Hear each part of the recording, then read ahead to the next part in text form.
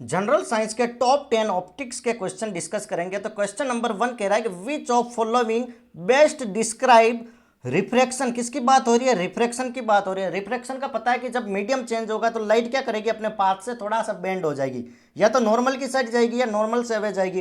तो option A कह रहा है कि the bending of light wave when passing through a medium. Second कह रहा है कि reflection of light wave from a surface. Third कह रहा है एब्जॉर्प्शन ऑफ लाइट, और डी कह रहा है that is interference of light. तो मैंने पहले ही डिस्कस कर दिया ना कि लाइट जब मीडियम चेंज होगा तो क्या करेगी? बेंड हो जाएगी। तो option A is right answer. Option A is right answer. Okay, अब हम चलते हैं that is on the question number 2। Question number 2 कह रहा है कि व्हाट इज द फिनोमिना। क्या कह रहा है कि what is the phenomena responsible for formation of rainbow. Rainbow क्या होता है? इंद्रधनुष। इंद्रधनुष किस कारण होता है? डिफ्रैक्शन, रिफ्रैक्शन, डिस्पर्जन या फिर पोलराइजेशन। तो option C is right answer. Calcutta, that is dispersion of light के कारण ही रेनबो इंद्रधनुष बनता है। ठीक है, ओके, अब चलते हैं that is on the question number 3। ये कह रहा है कि which type of lens is use to correct near sightedness. Near sightedness को करेक्ट करने के लिए कौन सा लेंस यूज करते हैं? तो concave lens, that is right answer option B. और ऑप्शन ए कॉन्वेक्स लेंस होगा फार साइटनेस के लिए। किसके लिए? फार साइटनेस के लिए। क्लियर है यहाँ तक? नियर साइटनेस के लिए कॉनकेव और फार साइटनेस के लिए दैट इज कॉन्वेक्स लेंस। इनको ध्यान से पढ़ते रहना क्योंकि हर एक एग्जाम में इनका काफी अच्छा वेटेज है। ये सारे प्रीवियस ईयर में आए हुए क्वेश्चन है।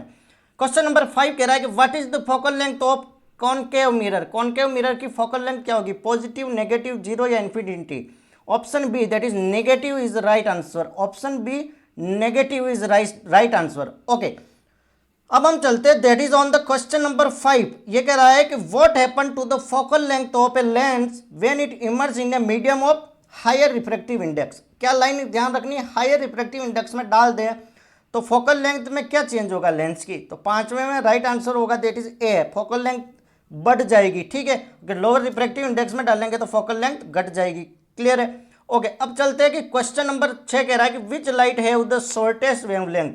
शॉर्टेस्ट वेवलेंथ, इसका एक फंडा है ना विबज्योर। विबज्योर में सबसे कम फोकल लेंथ किसकी होगी? तो छठे में जो राइट आंसर है, छठे में that is option D violet की सबसे कम होगी शॉर्टेस्ट, और लॉन्गेस्ट होगी that is in red. VIBGYOR are सबसे पीछे आ रहा है। ओके, अब हम चलते हैं that is on the question number 6। Question number 6, question number 6 क्या कह रहा है कि what is the name of phenomena, what is the name of phenomena where light wave cancel each other. एक दूसरे को लाइट वेव कैंसिल कर दे वो तो भैया इंटरफ्रेंस है। ये तो इंटरफ्रेंस होगा। Right answer option B is right answer. Okay, अब हम चलते हैं that is on question number 8। Which law of reflection state that. Reflection का कौन सा लॉ कहता है कि incident ray, reflected ray and normal to the surface lie in the same plane.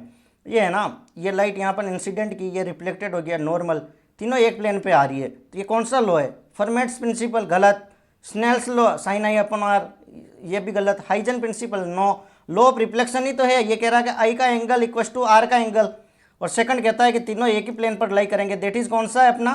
Option D, that is law of reflection is right answer. Okay, question number 9 कह रहा है कि in which type of lens does the image formed have the same orientation as the object. तो 90 में कौन सा answer right answer? ए कह रहा है कन्वेक्स लेंस, बी कह रहा है कॉनकेव लेंस, सी कह रहा है प्लेनो कॉन्वेक्स लेंस, डी कह रहा है प्लेनो कॉनकेव लेंस। तो इसका जो राइट आंसर है क्वेश्चन नंबर 9 का that is convex lens, that is convex lens. Okay, अब हम चलते हैं that is on the last one question, last question. Question last कह रहा है कि what is the phenomena where a beam of light split into its component colour when passing through a prism. Prism से कोई भी white light pass कराएंगे, ये इसके 7 कॉन्स्टिट्यूएंट कलर में डिवाइड हो जाएगी। तो इस फिनोमिना को हम क्या कहेंगे? तो ऑप्शन 10वें का राइट आंसर है that is dispersion of light होगा, क्योंकि पोलराइजेशन, रिफ्रैक्शन, इंटरफेरेंस ये तीनों अलग कंसेप्ट हो गए। डिस्पर्जन ऑफ लाइट, और इस ये भी रेनबो फॉर्मेशन के लिए इंपॉर्टेंट है। Thank you so much. Channel को लाइक, शेयर, सब्सक्राइब